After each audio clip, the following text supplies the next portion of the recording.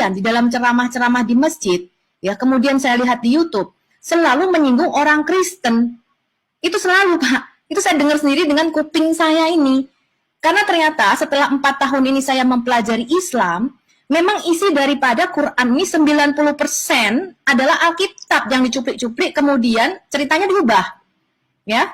Nah, jadi kalau kami mau menggugat, kami akan menggugat ke Nabi Anda, Pak. Karena Nabi Anda lah yang membawakan berita yang diprintir daripada Alkitab ini.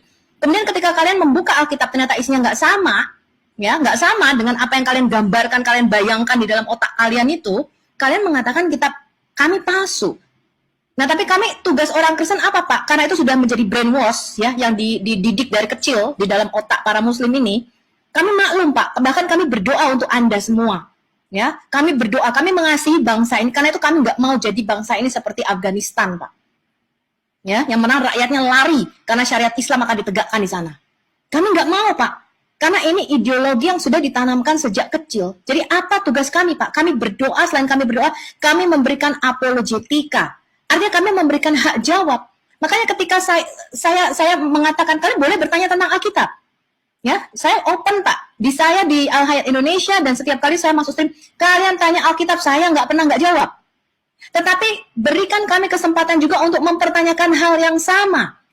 Ya, makanya ketika saya kemarin berdialog dengan teman-teman Muslim, misalnya dari Geraha Mualaf, kemudian dengan Umi Dini dan sebagainya, mereka mengatakan begini, ketika saya membuktikan, ya, bahwa Alkitab itu benar, ya, di dalam perdebatan-perdebatan, ya, dan mereka nggak bisa membuktikan kesalahan kekeliruan Alkitab. Akhirnya apa, Pak? Mereka mengatakan, kamu nggak berhak mempertanyakan Quran kami karena kamu tidak mengimaninya. Tetapi kami berhak mempertanyakan Alkitabmu karena kami mengimaninya. Nah, ini logika yang aneh, Pak. Jadi, saya mengatakan, Pak, apa yang ada di YouTube sekarang ini baru sekitar mungkin 2 tahun terakhir ini ya, fenomena apologet dan perdebatan-perdebatan Muslim Kristen, dimulai dengan Christian Prince. Kami memberikan reaksi, Pak, atas Quran Anda.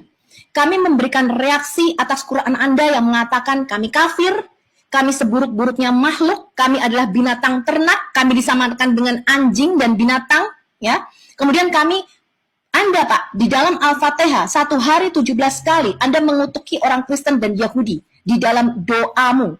Jadi kami, Pak, kami berhak memberikan jawaban, ya. Kami berhak memberikan jawaban dan kami berhak mempertanyakan balik apakah Quran Anda asli atau palsu. Ya, kita sama-sama buktikan, ya, mana yang asli dan mana yang palsu. Jadi Pak Sarjono, kami sebagai orang Kristen, Pak, kami nggak butuh Quran. Ya, makanya saya bertanya, saya tuh heran, kenapa ya orang Muslim ketika di masjid itu kok khotbahnya mengenai Isa, mengenai Musa, mengenai Ibrahim, terus mengatakan kami kafir, mengatakan kami menyembah 3 Tuhan. Kok kepo banget ngurusin agama orang lain, itu tuh saya tuh pengen tahu gitu loh. Apa sih sebenarnya yang ada di dalam Quran Anda? Apa sih sebenarnya yang diajarkan oleh ustadz-ustadz Anda? Kok Anda tuh kepo dengan orang Kristen? Padahal kami orang Kristen nggak pernah dengar siapa itu Muhammad, ya, lahir di mana, bapaknya siapa, apa ajarannya, Quran itu seperti, kami nggak pernah dengar, Pak. Sampai fenomena YouTube ini dibuka, ketika kami mulai melihat, oh itu Quranmu toh, itu hadismu, itu ajaranmu ternyata. Oh dari sini Muhammad mendapat wahyu. Oh begini caranya. Oh ternyata kalian tuh kitab yang diturunkan, yang mana itu nggak pernah ada di dalam teologi Yahudi maupun Kristen. Jadi Pak Sarjono, ya, kami sebagai apologet Kristen, apologet itu artinya pembelaan iman. Kami siap sedia setiap saat memberikan jawaban atas pertanggungjawaban atas iman kami, ya Pak. Dan kami punya jaringan murtadin di seluruh Indonesia, Pak. Itu jaringan kita besar sekali, ya. Dan Pak Sarjono, ya, kami hanya merespon apa yang Quran Bapak katakan tentang orang Kristen, bahwa kami ini kafir, kami ini binatang ternak, kami ini sejahat-jahatnya makhluk, kami ini masuk neraka dan kalian mengutuki kami 17 kali sehari di dalam doa kalian.